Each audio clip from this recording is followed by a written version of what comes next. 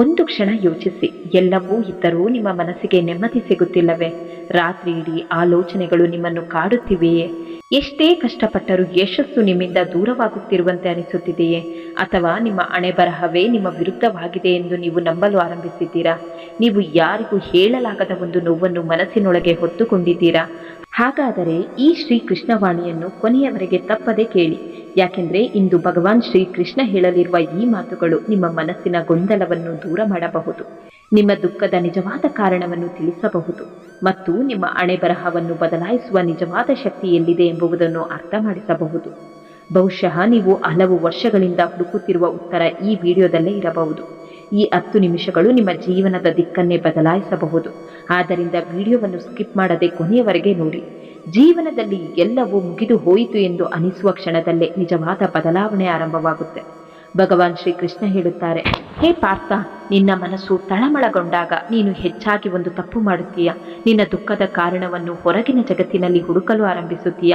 ಅವನು ಹೀಗೆ ಮಾಡಿದ್ದರಿಂದ ನಾನು ದುಃಖದಲ್ಲಿದ್ದೇನೆ, ಅವರು ನನ್ನನ್ನು ಅರ್ಥ ಮಾಡಿಕೊಳ್ಳಲಿಲ್ಲ, ನನ್ನ ಅದೃಷ್ಟವೇ ಕೆಟ್ಟದ್ದು. ಹೀಗೆ ನೀನು ನಿನ್ನ ನೋವಿಗೆ ನೂರಾರು ಕಾರಣಗಳನ್ನು ಹುಡುಕುತ್ತೀಯ.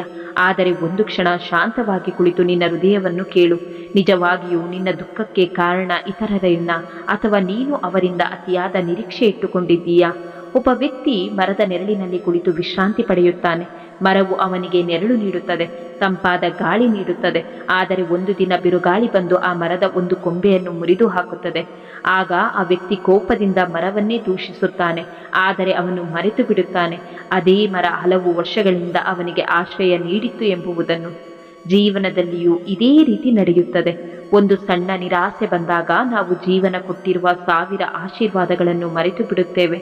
ನಿನಗೆ ಉಸಿರು ಇದೆ, ನಿನಗೆ ಯೋಚಿಸುವ ಶಕ್ತಿ ಇದೆ, ನಿನಗೆ ಹೊಸದಾಗಿ ಆರಂಭಿಸುವ ಅವಕಾಶ ಇದೆ. ಇವುಗಳೆಲ್ಲ ಆಶೀರ್ವಾದಗಳಲ್ಲವೇ?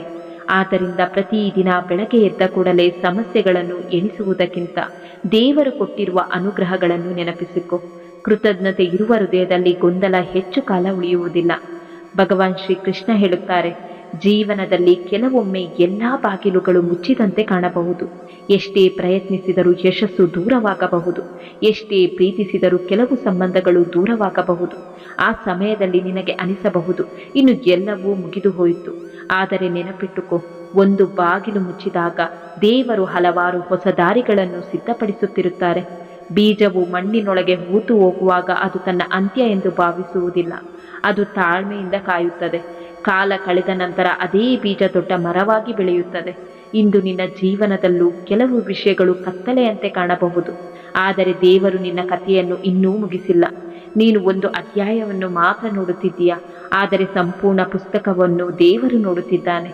ಆದ್ದರಿಂದ ಆತುರ ಪಡಬೇಡ. ಸಮಯದ ಮೇಲೆ ನಂಬಿಕೆ ಇಡು. ಭಗವಂತನ ಮೇಲೆ ನಂಬಿಕೆ ಇಡು. ನಿನ್ನ ಮೇಲೂ ನಂಬಿಕೆ ಇಡು. ಭಗವಾನ್ ಶ್ರೀಕೃಷ್ಣ ಹೇಳುತ್ತಾರೆ, ಹೇ ಪಾರ್ಥ, ನಿನ್ನ ಮನಸ್ಸು ವ್ಯಾಕುಲಗೊಂಡಾಗ ಎಲ್ಲವೂ ಇದ್ದರೂ ಏನೋ ಕಳೆದು ಹೋದ ಅನುಭವವಾಗುತ್ತೆ. ಸುತ್ತಲೂ ಜನರಿರುತ್ತಾರೆ, ಮಾತನಾಡುವವರು ಇರುತ್ತಾರೆ, ನಗುವ ಕ್ಷಣಗಳು ಇರುತ್ತವೆ. ಆದರೂ ನಿನ್ನ ಹೃದಯದ ಆಳದಲ್ಲಿ ಒಂದು ಖಾಲಿತನ ಕಾಡುತ್ತಿರುತ್ತೆ. ರಾತ್ರಿ ಮಲಗಲು ಹೋದಾಗ ಅದೇ ಆಲೋಚನೆಗಳು ಮತ್ತೆ ಮತ್ತೆ ನಿನ್ನನ್ನು ಹಿಂಬಾಲಿಸುತ್ತೆ. ಬೆಳಗ್ಗೆ ಎದ್ದ ತಕ್ಷಣವೇ ಮನಸ್ಸಿನ ಮೇಲೆ ಒಂದು ಕಾಣದ ಭಾರ ಬಿದ್ದಂತಾಗುತ್ತದೆ. ಆಗ ನೀನು ನಿನ್ನನ್ನೇ ಪ್ರಶ್ನಿಸಿಕೊಳ್ಳುತ್ತೀಯ, ನನಗೆ ಏಕೆ ನೆಮ್ಮದಿ ಸಿಗುತ್ತಿಲ್ಲ? ನಾನು ಎಲ್ಲಿ ತಪ್ಪು ಮಾಡಿದೆ? ನನ್ನ ಜೀವನದಲ್ಲಿ ಮಾತ್ರ ಯಾಕೆ ಇಷ್ಟು ಸಮಸ್ಯೆಗಳು? ಆದರೆ ನೆನಪಿಟ್ಟುಕೋ, ಮನಸ್ಸಿನ ತಳಮಳ ದೌರ್ಬಲ್ಯದ ಸಂಕೇತವಲ್ಲ, ಅದು ಜೀವನದ ಒಂದು ಸಹಜ ಪ್ರಕ್ರಿಯೆ. ಪ್ರತಿಯೊಬ್ಬ ವ್ಯಕ್ತಿಯು ತನ್ನ ಜೀವನದ ಯಾವುದೋ ಒಂದು ಹಂತದಲ್ಲಿ ಈ ಅನುಭವವನ್ನು ಎದುರಿಸಲೇಬೇಕು. ವ್ಯತ್ಯಾಸ ಇರುವುದು ಒಂದೇ ವಿಷಯದಲ್ಲಿ. ಕೆಲವರು ತೊಂದರೆಯಲ್ಲೇ ಮುಳುಗುತ್ತಾರೆ, ಇನ್ನು ಕೆಲವರು ಅದೇ ತೊಂದರೆಯಿಂದ ಜೀವನದ ಮಹತ್ವದ ಪಾಠವನ್ನು ಕಲಿಯುತ್ತಾರೆ. ಒಂದು ರೈತನ ಕಥೆಯನ್ನು ಯೋಚಿಸು. ಅವನು ತನ್ನ ಹೊಲದಲ್ಲಿ ಶ್ರಮಪಟ್ಟು ಬೀಜ ಬಿತ್ತುತ್ತಾನೆ. ಮಳೆ ಬರುತ್ತದೆ ಎಂಬ ನಂಬಿಕೆಯಿಂದ ದಿನಗಳನ್ನು ಕಳೆಯುತ್ತಾನೆ. ಆದರೆ ಕೆಲವೊಮ್ಮೆ ಮಳೆ ಸಮಯಕ್ಕೆ ಬರುವುದಿಲ್ಲ. ಬೆಳೆ ಒಣಗಲು ಆರಂಭಿಸುತ್ತದೆ. ಆ ಸಮಯದಲ್ಲಿ ರೈತನ ಮನಸ್ಸು ದುಃಖದಿಂದ ತುಂಬುತ್ತೆ. ಆದರೆ ಅವನು ತನ್ನ ಹೊಲವನ್ನು ಬಿಟ್ಟು ಓಡಿ ಹೋಗುವುದಿಲ್ಲ. ಅವನು ಮತ್ತೆ ಮಣ್ಣನ್ನು ಪರೀಕ್ಷಿಸುತ್ತಾನೆ, ಮತ್ತೊಮ್ಮೆ ಪ್ರಯತ್ನಿಸುತ್ತಾನೆ. ಆಕಾಶದ ಕಡೆಗೆ ಆಶಾ ಭಾವನೆಯಿಂದ ನೋಡುತ್ತಾ ಕಾಯುತ್ತಾನೆ. ಯಾಕೆಂದರೆ ಅವನಿಗೆ ಗೊತ್ತು, ತಾತ್ಕಾಲಿಕ ಸಮಸ್ಯೆಗಳು ಶಾಶ್ವತ ಸೋಲಲ್ಲ. ಜೀವನದಲ್ಲಿಯೂ ಇದೇ ಸತ್ಯ. ಇಂದು ನಿನ್ನ ಜೀವನದಲ್ಲಿ ಏನೇ ಸಮಸ್ಯೆ ಇದ್ದರೂ ಅದು ನಿನ್ನ ಕಥೆಯ ಕೊನೆಯ ಅಧ್ಯಾಯವಲ್ಲ. ಅದು ಕೇವಲ ಒಂದು ತಿರುವು ಮಾತ್ರ. ಹೇ ಪಾರ್ಥ, ಅನೇಕ ಜನರು ತಮ್ಮ ದುಃಖಗಳಿಗೆ ಹಣೆ ಬರಹವನ್ನೇ ಕಾರಣವೆಂದು ದೂಷಿಸುತ್ತಾರೆ. ನನ್ನ ಅದೃಷ್ಟವೇ ಹೀಗಿದೆ, ನನ್ನ ಹಣೆ ಬರಹವೇ ಕೆಟ್ಟದ್ದು, ನಾನು ಎಷ್ಟೇ ಪ್ರಯತ್ನಿಸಿದರೂ ಏನೂ ಬದಲಾಗುವುದಿಲ್ಲ ಎಂದು ಹೇಳುತ್ತಾ ತಮ್ಮ ಶಕ್ತಿಯನ್ನು ಮರೆತು ಬಿಡುತ್ತಾರೆ. ಆದರೆ ನಾನು ನಿನಗೆ ಒಂದು ಸತ್ಯವನ್ನು ಹೇಳುತ್ತೇನೆ. ಹಣೆ ಬರಹವು ಆಕಾಶದಿಂದ ಬಂದು ನಿನ್ನ ಜೀವನದ ಮೇಲೆ ಬರೆಯಲ್ಪಟ್ಟ ಕಲ್ಲಿನ ಶಾಸನವಲ್ಲ. ನಿನ್ನ ಇಂದಿನ ಆಲೋಚನೆಗಳು, ನಿನ್ನ ನಿರ್ಧಾರಗಳು ಮತ್ತು ನಿನ್ನ ಕರ್ಮಗಳೇ ನಾಳೆಯ ಹಣೆ ಬರಹವನ್ನು ನಿರ್ಮಿಸುತ್ತವೆ. ಒಬ್ಬ ರೈತನು ಹೊಲದಲ್ಲಿ ಯಾವ ಬೀಜವನ್ನು ಬಿತ್ತುತ್ತಾನೋ ಅದೇ ಬೆಳೆಯನ್ನು ಕೊಯ್ಯುತ್ತಾನೆ. ಮಾವಿನ ಬೀಜ ಬಿತ್ತಿ ತೆಂಗಿನ ಮರವನ್ನು ನಿರೀಕ್ಷಿಸಲು ಸಾಧ್ಯವಿಲ್ಲ. ಅದೇ ರೀತಿ ನಕಾರಾತ್ಮಕ ಆಲೋಚನೆಗಳು, ಸೋಮಾರಿತನ ಮತ್ತು ಭಯವನ್ನು ಬಿತ್ತಿದರೆ ಯಶಸ್ಸಿನ ಫಲ ಸಿಗುವುದಿಲ್ಲ. ಒಳ್ಳೆಯ ಕರ್ಮ, ದೃಢವಾದ ನಂಬಿಕೆ ಮತ್ತು ನಿರಂತರ ಪ್ರಯತ್ನವನ್ನು ಬಿತ್ತಿದಾಗ ಮಾತ್ರ ಅದೃಷ್ಟವು ನಿನ್ನ ಪರವಾಗಿ ಕೆಲಸ ಮಾಡಲು ಆರಂಭಿಸುತ್ತದೆ. ಆದ್ದರಿಂದ ಹಣೆಬರಹವನ್ನು ಬದಲಾಯಿಸಬೇಕೆಂದರೆ ಮೊದಲು ನಿನ್ನ ಅಭ್ಯಾಸಗಳನ್ನು ಬದಲಾಯಿಸು. ನಿನ್ನ ಅಭ್ಯಾಸಗಳು ಬದಲಾದಾಗ ನಿನ್ನ ಕರ್ಮ ಬದಲಾಗುತ್ತದೆ. ಕರ್ಮ ಬದಲಾದಾಗ ನಿನ್ನ ಭವಿಷ್ಯ ಬದಲಾಗುತ್ತದೆ ಮತ್ತು ಭವಿಷ್ಯ ಬದಲಾದಾಗ ಜನರು ಅದನ್ನು ಅದೃಷ್ಟದ ಬದಲಾವಣೆ ಎಂದು ಕರೆಯುತ್ತಾರೆ. ಆದರೆ ಸತ್ಯ ಏನೆಂದರೆ ಅದು ಅದೃಷ್ಟದ ಬದಲಾವಣೆಯಲ್ಲ, ಅದು ನಿನ್ನ ಕರ್ಮದ ಫಲ. ಭಗವಾನ್ ಶ್ರೀಕೃಷ್ಣ ಹೇಳುತ್ತಾರೆ, ನಿನ್ನ ಕೈಯಲ್ಲಿರುವುದು ಕರ್ಮ ಮಾತ್ರ. ಆ ಕರ್ಮವನ್ನು ಪ್ರಾಮಾಣಿಕವಾಗಿ ಮಾಡು, ಉಳಿದದ್ದನ್ನು ಭಗವಂತನಿಗೆ ಬಿಡು. ಒಂದು ದಿನ ನೀನೇ ಆಶ್ಚರ್ಯಪಡುವೆ, ನನ್ನ ಜೀವನ ಇಷ್ಟು ಸುಂದರವಾಗಿ ಹೇಗೆ ಬದಲಾಯಿತು ಎಂದು. ಪ್ರತಿ ಬೆಳಗಿನ ಜಾವ ಒಂದು ಹೊಸ ಅವಕಾಶ. ನಿನ್ನೆ ನಡೆದದ್ದನ್ನು ಬದಲಾಯಿಸಲು ಸಾಧ್ಯವಿಲ್ಲ, ಆದರೆ ಇಂದಿನ ದಿನವನ್ನು ಉತ್ತಮವಾಗಿ ಬದುಕಲು ಸಾಧ್ಯವಿದೆ. ಆದ್ದರಿಂದ ಭೂತಕಾಲದ ನೋವನ್ನು ಹೊತ್ತುಕೊಂಡು ನಡೆಯಬೇಡ, ಭವಿಷ್ಯದ ಭಯವನ್ನು ಹೊತ್ತುಕೊಂಡು ಬದುಕಬೇಡ. ಈ ಕ್ಷಣದಲ್ಲಿ ಬದುಕು, ಈ ಕ್ಷಣದಲ್ಲಿ ಕಾರ್ಯನಿರ್ವಹಿಸು, ಈ ಕ್ಷಣದಲ್ಲಿ ನಗುವುದನ್ನು ಕಲಿತುಕೋ. ನೆನಪಿಟ್ಟುಕೋ, ಇಂದು ನಿನ್ನನ್ನು ಕಾಡುತ್ತಿರುವ ಸಮಸ್ಯೆಯು ಒಂದು ದಿನ ನಿನ್ನ ಜೀವನದ ಪಾಠವಾಗಿ ಮಾತ್ರ ಉಳಿಯುತ್ತದೆ. ಆ ದಿನ ನೀನು ಹಿಂದಿರುಗಿ ನೋಡಿದಾಗ ಹೇಳುವೆ, ಆ ತೊಂದರೆ ಇರದಿದ್ದರೆ ನಾನು ಇಷ್ಟು ಬಲಶಾಲಿಯಾಗುತ್ತಿರಲಿಲ್ಲ. ಆದ್ದರಿಂದ ಧೈರ್ಯವಾಗಿರು, ನಂಬಿಕೆಯನ್ನು ಕಳೆದುಕೊಳ್ಳಬೇಡ, ನಿನ್ನ ಪ್ರಯತ್ನವನ್ನು ನಿಲ್ಲಿಸಬೇಡ. ನಾನು ಯಾವಾಗಲೂ ನಿನ್ನ ಜೊತೆ ಇದ್ದೇನೆ. ನೀನು ಒಂದು ಹೆಜ್ಜೆ ಮುಂದೆ ಇಟ್ಟರೆ ನಾನು ನಿನ್ನ ಕಡೆಗೆ 100 ಹೆಜ್ಜೆ ಬರುತ್ತೇನೆ. ಹೇ ಪಾರ್ಥ, ನಿನ್ನ ಮನಸ್ಸು ಶಾಂತವಾಗಬೇಕಾದರೆ ಒಂದು ವಿಷಯವನ್ನು ಕಲಿಯಬೇಕು, ಅದು ಸ್ವೀಕಾರ. ಬದಲಾಯಿಸಲಾಗದ ವಿಷಯಗಳನ್ನು ಸ್ವೀಕರಿಸಲು ಕಲಿತುಕೋ. ಕಳೆದು ಹೋದ ಸಮಯವನ್ನು ಹಿಂದಿರುಗಿಸಲು ಸಾಧ್ಯವಿಲ್ಲ. ಬಿಟ್ಟು ಹೋದ ವ್ಯಕ್ತಿಗಳನ್ನು ಬಲವಂತವಾಗಿ ಉಳಿಸಿಕೊಳ್ಳಲು ಸಾಧ್ಯವಿಲ್ಲ. ಆದ ಘಟನೆಗಳನ್ನು ಅಳಿಸಲು ಸಾಧ್ಯವಿಲ್ಲ, ಆದರೆ ಅವುಗಳಿಂದ ಪಾಠ ಕಲಿಯಲು ಸಾಧ್ಯವಿದೆ. ಸ್ವೀಕಾರ ಎಂದರೆ ಸೋಲು ಅಲ್ಲ, ಸ್ವೀಕಾರ ಎಂದರೆ ವಾಸ್ತವವನ್ನು ಅರ್ಥ ಮಾಡಿಕೊಳ್ಳುವ ಜ್ಞಾನ.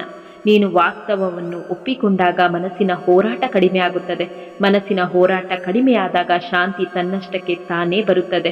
ಭಗವಾನ್ ಶ್ರೀಕೃಷ್ಣ ಹೇಳುತ್ತಾರೆ, ನೀನು ಒಬ್ಬಂಟಿಯಾಗಿದೆಯಾ ಎಂದು ಎಂದಿಗೂ ಭಾವಿಸಬೇಡ. ಜಗತ್ತು ನಿನ್ನನ್ನು ಬಿಟ್ಟರೂ ನಾನು ನಿನ್ನ ಜೊತೆ ಇರುತ್ತೇನೆ. ಎಲ್ಲ ಬಾಗಿಲುಗಳು ಮುಚ್ಚಿದರೂ ನನ್ನ ಬಾಗಿಲು ಯಾವಾಗಲೂ ತೆರೆದಿರುತ್ತದೆ. ನಿನ್ನ ಕಣ್ಣೀರು ಯಾರಿಗೂ ಕಾಣದಿದ್ದರೂ ನನಗೆ ಕಾಣುತ್ತದೆ. ನಿನ್ನ ಪ್ರಾರ್ಥನೆಗೆ ಪದಗಳ ಅಗತ್ಯವಿಲ್ಲ, ನಿನ್ನ ಹೃದಯದ ಮೌನವು ನನಗೆ ಕೇಳಿಸುತ್ತದೆ. ಆದ್ದರಿಂದ ಭಯಪಡಬೇಡ, ನಿರಾಶೆಯಾಗಬೇಡ. ಈ ಕ್ಷಣ ಎಷ್ಟು ಕಷ್ಟಕರವಾಗಿದ್ರೂ ಅದು ಶಾಶ್ವತವಲ್ಲ. ರಾತ್ರಿಯ ನಂತರ ಬೆಳಕು ಬರುವಂತೆ ದುಃಖದ ನಂತರ ಸಂತೋಷವೂ ಬರುತ್ತದೆ, ಗಾಳಿಯ ನಂತರ ಶಾಂತಿಯೂ ಬರುತ್ತದೆ. ಆದ್ದರಿಂದ ಧೈರ್ಯವಾಗಿ ಮುಂದೆ ಸಾಗು. ನಿನ್ನ ಹೃದಯವನ್ನು ನಂಬಿಕೆಯಿಂದ ತುಂಬಿಸು, ನಿನ್ನ ಕರ್ಮವನ್ನು ಪ್ರಾಮಾಣಿಕವಾಗಿ ಮಾಡು, ಉಳಿದದ್ದನ್ನು ನನಗೆ ಬಿಟ್ಟು ಬಿಡು. ಒಂದು ದಿನ ನೀನು ಹಿಂತಿರುಗಿ ನೋಡಿದಾಗ ಅರಿತುಕೊಳ್ಳುವೆ, ನಿನ್ನನ್ನು ಮುರಿಯಲು ಬಂದ ಸಮಸ್ಯೆಗಳೇ ನಿನ್ನನ್ನು ಬಲಶಾಲಿಯನ್ನಾಗಿ ಮಾಡಿದವು ಎಂದು, ನಿನ್ನನ್ನು ಅಳಿಸಿದ ಘಟನೆಗಳೇ ನಿನ್ನನ್ನು ಪ್ರಬುದ್ಧನನ್ನಾಗಿ ಮಾಡಿದವು ಎಂದು, ಮತ್ತು ನಿನ್ನನ್ನು ಕಾಡಿದ ಕತ್ತಲೆಯೇ ಬೆಳಕಿನ ಮೌಲ್ಯವನ್ನು ಕಲಿಸಿತ್ತು ಎಂದು. ನಂಬಿಕೆಯನ್ನು ಕಳೆದುಕೊಳ್ಳಬೇಡ, ಏಕೆಂದರೆ ದೇವರು ತಡ ಮಾಡಬಹುದು, ಆದರೆ ಎಂದಿಗೂ ಕೈ ಬಿಡುವುದಿಲ್ಲ. ಭಗವಾನ್ ಶ್ರೀಕೃಷ್ಣ ಹೇಳುತ್ತಾರೆ, ಮನಸ್ಸಿಗೆ ಹೆಚ್ಚು ನೋವು ಕೊಡುವುದು ಹೊರಗಿನ ಪರಿಸ್ಥಿತಿಗಳಲ್ಲ, ನಮ್ಮೊಳಗಿನ ನಿರೀಕ್ಷೆಗಳು. ನೀನು ಜೀವನವನ್ನು ಒಂದು ನಿರ್ದಿಷ್ಟ ರೀತಿಯಲ್ಲಿ ಕಲ್ಪಿಸಿಕೊಂಡಿರುತ್ತೀಯ. ಕಷ್ಟಪಟ್ಟರೆ ತಕ್ಷಣ ಫಲ ಸಿಗಬೇಕು ಎಂದು ಭಾವಿಸುತ್ತೀಯ. ಪ್ರೀತಿಸಿದವರು ಯಾವಾಗಲೂ ನಮ್ಮ ಜೊತೆ ಇರಬೇಕು ಎಂದು ನಿರೀಕ್ಷಿಸುತ್ತೀಯ. ನಾವು ಮಾಡಿದ ಪ್ರತಿಯೊಂದು ಯೋಜನೆಯೂ ಯಶಸ್ವಿಯಾಗಬೇಕೆಂದುಕೊಳ್ಳುತ್ತೀಯ. ಆದರೆ ಜೀವನವು ನಮ್ಮ ಕಲ್ಪನೆಯಂತೆ ನಡೆಯುವುದಿಲ್ಲ. ಆಗ ಮನಸ್ಸು ಒಡೆಯುತ್ತದೆ. ಒಮ್ಮೆ ಯೋಚಿಸಿ, ನೀನು ಯಾವುದೋ ಒಂದು ಪರೀಕ್ಷೆಗೆ ಸಂಪೂರ್ಣ ಶ್ರಮಪಟ್ಟು ಸಿದ್ಧತೆ ನಡೆಸಿದ್ದೆ. ಈ ಬಾರಿ ಖಂಡಿತ ಯಶಸ್ಸು ಸಿಗುತ್ತದೆ ಎಂಬ ನಂಬಿಕೆ ಇತ್ತು. ಆದರೆ ಫಲಿತಾಂಶ ನಿನ್ನ ನಿರೀಕ್ಷೆಗೆ ವಿರುದ್ಧವಾಗಿ ಬಂದಿತು. ಆ ಕ್ಷಣದಲ್ಲಿ ನಿನಗೆ ನೋವು ಕೊಡುವುದು ಫಲಿತಾಂಶವಲ್ಲ. ನೋವು ಕೊಡುವುದು ಏನೆಂದರೆ ನಿನ್ನ ಮನಸ್ಸಿನಲ್ಲಿ ನೀನು ಕಟ್ಟಿಕೊಂಡಿದ್ದ ಕನಸಿನ ಚಿತ್ರಣ ಒಡೆದು ಹೋಗಿರುವುದು. ಆದ್ದರಿಂದ ನಾನು ಹೇಳುತ್ತೇನೆ, ಫಲಿತಾಂಶವನ್ನು ನಿಯಂತ್ರಿಸಲು ಸಾಧ್ಯವಿಲ್ಲ, ಆದರೆ ಪ್ರಯತ್ನವನ್ನು ನಿಯಂತ್ರಿಸಲು ಸಾಧ್ಯವಿದೆ. ನಿನ್ನ ಗಮನವನ್ನು ಫಲದ ಮೇಲೆ ಅಲ್ಲ, ಕರ್ಮದ ಮೇಲೆ ಕೇಂದ್ರೀಕರಿಸು. ಯಾಕೆಂದರೆ ಕರ್ಮ ನಿನ್ನ ಕೈಯಲ್ಲಿದೆ, ಫಲ ನನ್ನ ಕೈಯಲ್ಲಿದೆ. ಇದನ್ನೇ ನಾನು ಭಗವದ್ಗೀತೆಯಲ್ಲಿ ತಿಳಿಸಿದ್ದೇನೆ. ನಿರೀಕ್ಷೆಗಳು ಕಡಿಮೆಯಾದಾಗ ಮನಸ್ಸಿನ ಗೊಂದಲಗಳು ನಿಧಾನವಾಗಿ ಕಡಿಮೆಯಾಗುತ್ತವೆ. ಇನ್ನೊಂದು ವಿಷಯವನ್ನು ನೆನಪಿಟ್ಟುಕೋ, ಬಹಳ ಜನರು ತಮ್ಮ ಸಂತೋಷವನ್ನು ಇತರರ ಕೈಯಲ್ಲಿ ಇಡುತ್ತಾರೆ.